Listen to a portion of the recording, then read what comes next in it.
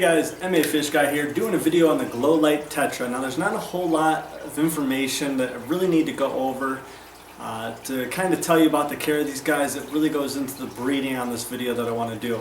But I'll just kind of go over a quick overview on these guys. So they only live usually about 3 to 5 years. Now all this can vary depending on the care that they receive, but also the size is about 1.5 to 2 inches. Now the temperature is about 70 to 78 degrees and the pH is 5.5 to roughly about 7.2, but I've also kept them in about 7.8 to 8.0. Now minimum tank, I recommend a 15 gallon. Now that way, because they are schooling fish of 6 or more, they don't get all that big, like I said, about 1.5 to 2 inches, so you can have a slightly smaller tank and still get the same desired effect for a nice lifestyle for these guys and to grow nice and large to their full maximum capacity.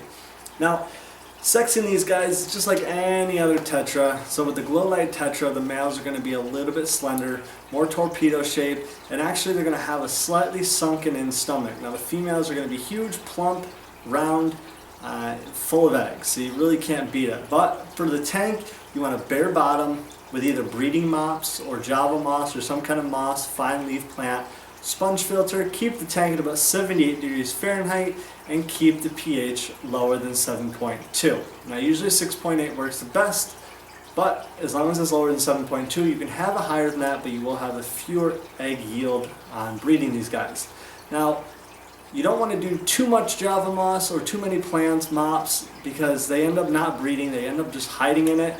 Or there's too much going on in the tank, they just kind of scurry to one corner and hide in the mops or the moss, so you want to make sure you're not doing that.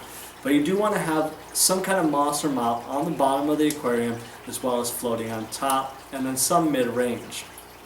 That way you can, when they start breeding and doing their breeding ritual, there's something for the eggs to basically glue themselves to.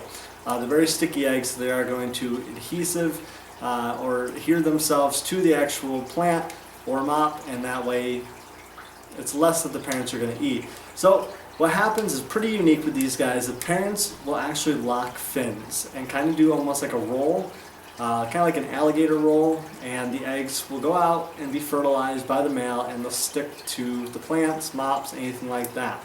So after usually about an hour or two, or sometimes less or more, just look at the female. If she's real slim again, take her out, take the male out, and let the eggs hatch. Hatching happens within 24 hours usually, as long as that temperature's kept at that. If it's slightly cooler, it might take a little bit longer, and if it's slightly warmer, it will take a little bit less time. But you want to keep it around, like I said, 78 degrees is the best ideal temperature you can keep it at.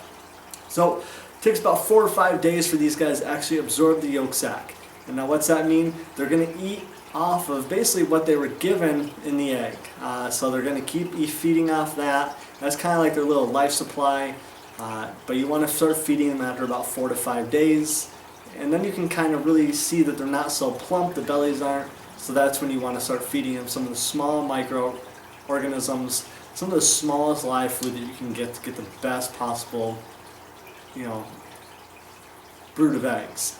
Now these guys roughly lay about 100 to 200 eggs, and like I said, they're kind of like an egg scatter. They're going to scatter them all over the plants. Now what makes these guys real pretty and the ideal fish for a lot of people to put in the aquarium is the unique coloration. Now they're silver, almost see-through, with that bright orange stripe going down the side, giving them the name the Glowlight Tetra. So they're real pretty. They're usually the 5 for 5 fish again with the Tetras. If not, they're usually about $1.49 to $1.99 if you're looking to buy them in an aquarium store or local fish shop or big chain store. So I hope this helps you with your Glowlight Tetras. If you're looking for something different, unique to get one of these guys, or not just one, get 6 because they are schooling fish. So with tank size, like I said, 15 gallons, but make sure you have gravel, sand, driftwood, rocks, plants. That way you can provide the best natural habitat to these guys. The Tetras just love all that. They need the hiding spots.